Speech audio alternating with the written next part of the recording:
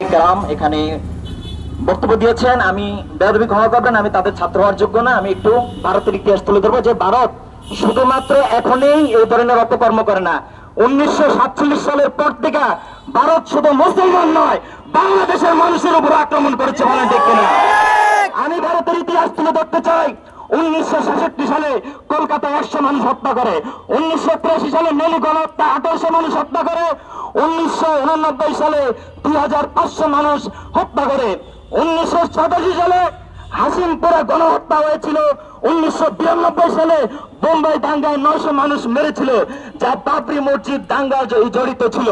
আপনারা জানেন 1992 বোম্বাইতে যে দাঙ্গা হয়েছিল সেটা শুধুমাত্র বাবরি মসজিদকে কেন্দ্র করে হয়েছে। পৃথিবীতে আর কোন রাষ্ট্র নাই এত মসজিদ হামলা করে, একমাত্র কসাই মদে নরপিচাস রক্ত পিশাসু এই শয়তান এই জারজ এই জানোয়ার শুধুমাত্র মুসলমানদের উপরে বারবার হামলা করে। আপনারা জানেন বাংলাদেশেও 18 কোটি মানুষের মধ্যে কিছু দালাল আছে। 1954 সালের পর থেকে স্বাধীনতা 54 বছর ধরে বাংলাদেশে যত শাসক এসেছে তার একটা শ্রেণী ভারতের দালালি করছে কিনা বলেন? বলেন করছে কিনা? অথচ ভারত আমাদেরকে উপহার দিয়েছে 2010 সালে ফেলানি হত্যা, আমাদেরকে দিয়েছে প্রতি বছর। আমাদের কিছুদিন আগেও আমাদের কৃষকদেরকে হত্যা করছে, বলেন ঠিক কিনা? বর্ডারে একের পর এক হত্যা করতেছে, মুসলমানদের বিরুদ্ধে রক্ত ঝরাইতেছে। আমি আপনাদেরকে শেষ কথা বলে দিতে চাই, যে সমস্ত বিধর্মীরা মনে করে মুসলমানরা ইমান দুর্বল হয়ে গেছে তাদেরকে বলে দিতে চাই আমরা এখন বেড়ার পাল হয়ে আছি, তোমরা হয়ে আছো কুকুর। তোমাদেরকে তোমাদের দাওয়ায় আমরা যেদিন ঐক্যবদ্ধ হয়ে যাব সেদিন পাল্টা তোমাদেরকে আক্রমণ করবো, বলেন ঠিক কিনা? অতএব কুকুরের দলেরা সাবধান হয়ে যাও। বেড়ার দলেরা যদি ঐক্যবদ্ধ হয় পিছনে ফেরার কোন সুযোগ পাবে না, পাবে না, পাবে না।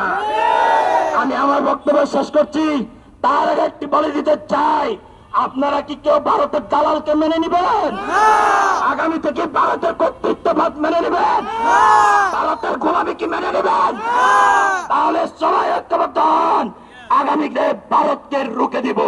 নারে তাকবীর, নারে তাকবীর, নারে তাকবীর, আল্লাহু আকবার। দুনিয়ার মুসলমান, বীরপুরের মুসলমান, বড়বাগের মুসলমান,